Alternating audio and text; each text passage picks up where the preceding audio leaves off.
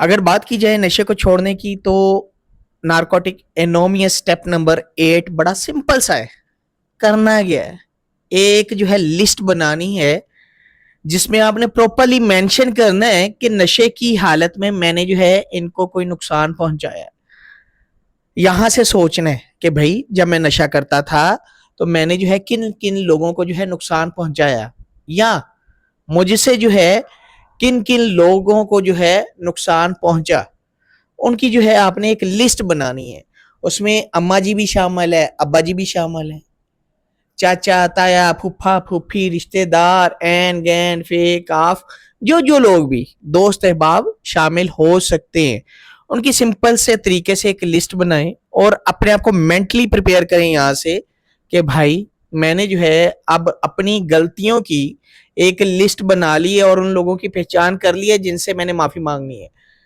تو آسان سے طریقے سے ان کے پاس جائیں, سمپل سے عاجزانہ طریقے سے, اور اپنی غلطیوں کی معافی مانگیں جو غلطی آپ نے کی ہے. کہ بھائی نشے کی وجہ سے میں جو ہوں ڈسٹرب ہوا تھا, مجھے سمجھ نہیں آ رہی تھی, مجھے علاج کی ضرورت تھی, اور اب جو ہے الحمدللہ میں نشہ چھوڑ کر ایک سادہ اور آسان زندگی گزار رہا ہوں. میرے دل میں جو ہے کچھ گلٹ فیلنگز ہیں کہ میں نے نشے کی حالت میں آپ کو نقصان پہنچایا, اور میں اپنی اس ٹائم کی ہوئی غلطی کی آج آپ سے معافی مانگتا ہوں. سمپل سا کام ہے, کوئی کسی کے ساتھ بحث نہیں, لڑائی نہیں, جھگڑا نہیں. بس نشے کو چھوڑنے کے لیے اس سٹیپ کو فالو کرنا بڑا ضروری ہے, کیونکہ جب تک آپ اپنی زندگی میں اپنی کی ہوئی غلطیوں کو آئیڈینٹیفائی نہیں کریں گے, ان کے اوپر شرمندہ نہیں ہوں گے, اپنے اندر گلٹ فیلنگ نہیں پیدا کریں گے, اور ان غلطیوں کو پہچان کر معافی نہیں مانگیں گے,